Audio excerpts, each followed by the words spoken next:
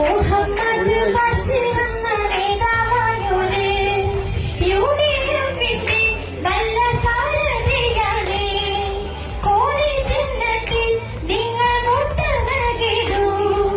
Indian മണ്ണിൽ വർഗീയത തുടച്ചു നീക്കാൻ വന്ന ഇന്ത്യൻ നാഷണൽ കോൺഗ്രസിന് ശക്തി